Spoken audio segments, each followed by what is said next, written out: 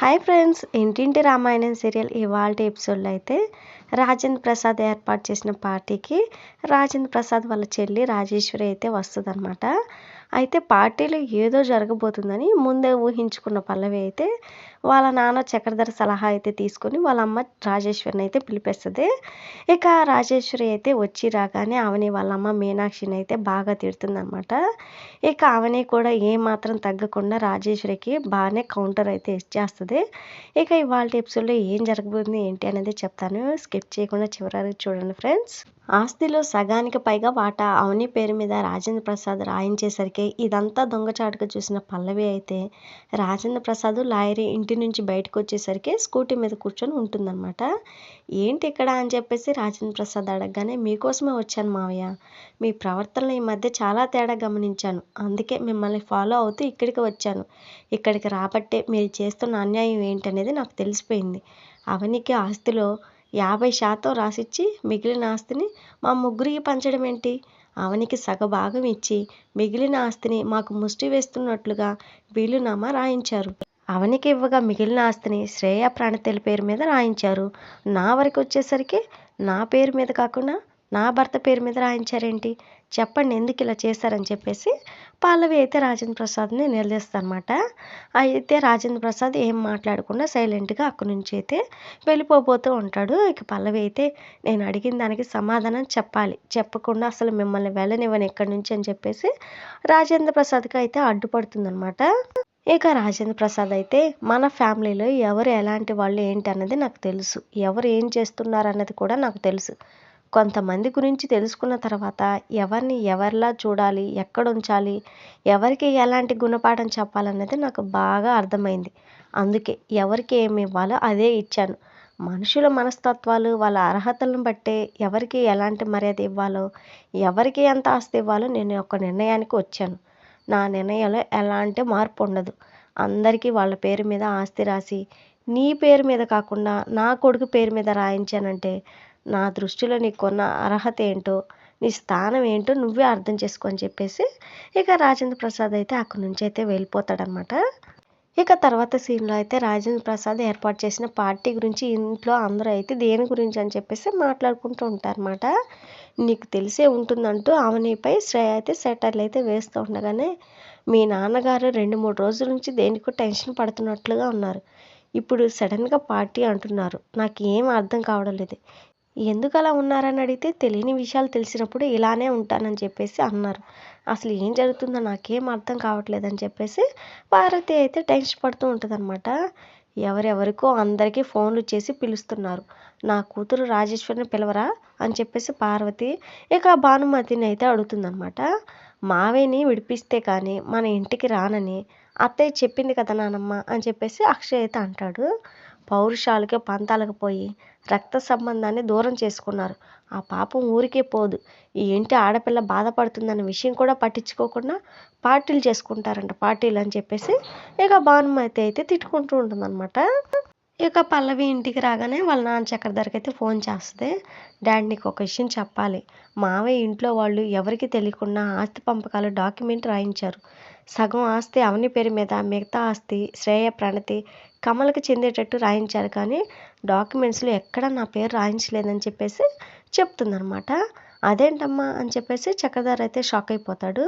ఎందుకలా నా పేరు మీద కాకుండా కమల పేరు మీద రాయించారని అడిగితే ఎవరు ఎలాంటి వారో నాకు తెలుసు, అందుకే అలా రాయించానని మామయ్య గారు అన్నారు. అంటే వాళ్ళకి ఆస్తులు బిజినెస్లు పోవడానికి నువ్వే కారణం అని తెలుసుకున్నట్లు నా గురించి కూడా ఏమైనా తెలుసుకున్నారేమో డాడ్, డౌట్గా ఉంది అని చెప్పేసి ఇక పల్లవి అయితే వాళ్ళ నాన్నతో చెప్తూ ఉంటుందన్నమాట. మావయ్య ఎంత అర్జెంటుగా పార్టీ అరేంజ్ చేశారంటే ఆస్తి పంపకాల గురించి అనౌన్స్ చేయడానికి అని నాకు అర్థమైంది డాడ్ అని చెప్పేసి చెప్తుందన్నమాట. చూడు పల్లవి, ఆస్తి పంపకాల గురించి చెప్పడానికే అయితే అది ఇంట్లో వాళ్ళకే చెప్తే సరిపోతుంది. దానికి ఊరందరినీ పిలిచి పార్టీ పెట్టి చాటింపు చేయాల్సిన అవసరం లేదు కదా. డాక్యుమెంట్స్లో నీ పేరు రాయకుండా ఎవరు ఎలాంటి వారో నాకు తెలుసు అన్నాడంటే ఇంకేదో ముఖ్యమైన విషయం అందరికీ చెప్పడం కోసమే పార్టీ ఏర్పాటు చేసి ఉంటాడు. అదేంటనేది ముందు తెలుసుకోవడానికి ప్రయత్నించు. పార్టీలో రాజేంద్ర ప్రసాద్ నీకు నష్టం జరిగేలా ఏం చేయాలనుకున్నా నువ్వు ఎస్కేప్ అయ్యి ఆ అవనిని ఇరికించడానికి నేను చెప్పినట్లు చేయని చెప్పేసి చక్రధర్ అయితే ఇక పల్లవికి అయితే ప్లాన్ అయితే చెప్పగానే సరేనని చెప్పేసి పల్లవి కూడా అంటదనమాట. ఇక తర్వాత పల్లవి అయితే మామయ్య గారు పార్టీ ఎందుకు ఏర్పాటు చేశారో అక్షయ్, శ్రీకర్, కమలకు కూడా తెలీదా? లేక తెలిసినా నాకేం తెలియకూడదని అందరూ కలిసి డ్రామాలు ఆడుతున్నారా? నాకేదో డౌట్‌గా ఉందని చెప్పేసి టెన్షన్ పడుతూ ఉంటదనమాట. ఇంతలో పార్టీకి రాజేశ్వరి అయితే వస్తది వాళ్ళమ్మ, పల్లవి వాళ్ళమ్మ. మీ వాళ్ళు ఎవరు పిలిచినా నేను రానని నీకు తెలుసు. నేను రానని ఎంత చెప్పినా వినకుండా వచ్చి తీరాల్సిందేనని ఎందుకు అన్ని సార్లు ఫోన్ చేశావు? కారణం చెప్పకుండా రావాల్సిందేనని ఎందుకు అంతలా ఫోర్స్ చేశావు? నువ్వు కారణం చెప్పకపోతే మీ డాడీని విడిపించడానికి వాళ్ళు కాళ్ళు పట్టుకుని బతిమలాడటానికి వచ్చానని అనుకుంటారు. వాళ్ళ ముఖాలు చూడటానికి కూడా నాకు ఇష్టం లేదు. నన్ను ఎందుకు రమ్మన్నావో చెప్తావా? వెళ్ళిపోనా అని చెప్పేసి అడుగుతుందనమాట.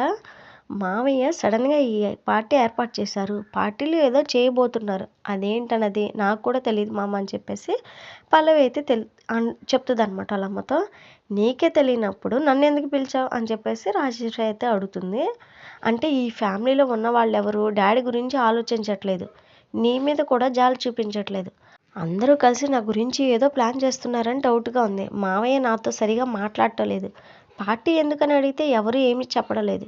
ఏం చేస్తారు? ఏం జరుగుతుందోనని నాకు భయంగా ఉంది మామ్. డాడీని విడిపించమని నేను కూడా వీళ్ళని చాలా సార్లు రిక్వెస్ట్ చేశాను. విడిపించే ప్రయత్నం కూడా చేశాను. అందుకని వీళ్ళంతా నా మీద చాలా కోపంగా ఉన్నారు.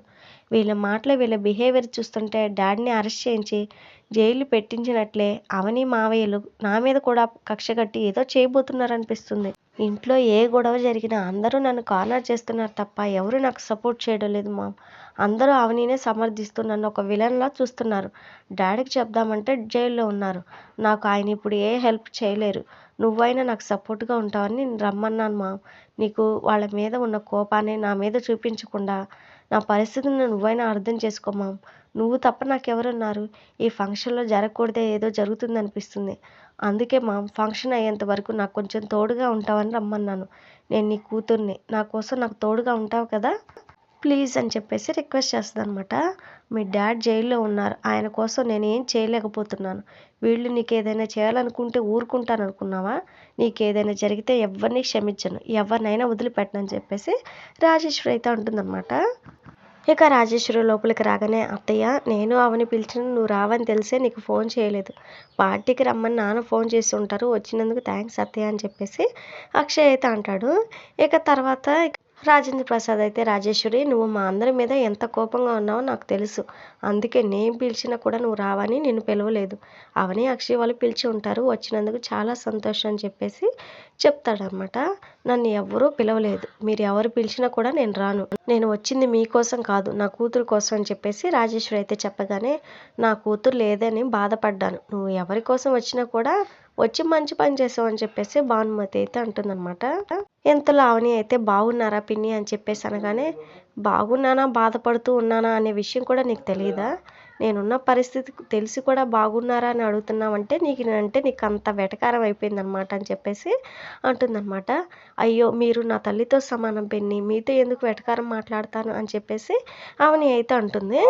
ఏయ్ నోరు ముయ్యి అని చెప్పేసి అవని నువ్వు నీ కూతురు కలిసి నా భర్తను అరెస్ట్ చేయించారు. ఇప్పుడు సంతోషంగా ఉందా మీకు? భర్త దూరం అయితే ఉండే బాధ ఏంటో భర్త లేని నీకేం తెలిసే? భర్త లేకుండా బతుకుతున్నావు కాబట్టి నీకు ఆ విలువ తెలీదు. నువ్వు భార్యాభర్తలను విడగొట్టి సంతోషించే శాడిస్టు కాబట్టి నీ భర్త నిన్ను వదిలేసి ఉంటాడని చెప్పేసి ఇక రాజేశ్వరి అయితే మీనాక్షిని అయితే తిడుతుందనమాట. నేను ఎలాంటి దాన్ని మీకు తెలియదు కాబట్టి మీరు నా గురించి తప్పుగా మాట్లాడుతున్నారని చెప్పేసి మీనాక్షి అయితే అంటుంది. తప్పుడు పనులు చేసి నీలాంటి తప్పుడు దాని గురించి తప్పుగా మాట్లాడకపోతే మంచిగా ఎలా మాట్లాడతారు అని చెప్పేసి రాజేశ్వరి అయితే అనగానే పిన్ని మీరు కూడా మా అమ్మ లాంటి వారు కాబట్టి మీకు మర్యాద ఇచ్చి సైలెంట్గా ఉన్నాను. కానీ మీరు మీ పరిధి దాటి మా అమ్మ గురించి మాట్లాడుతున్నారు. దయచేసి మర్యాదగా మాట్లాడని చెప్పేసి అవని అయితే అంటదనమాట.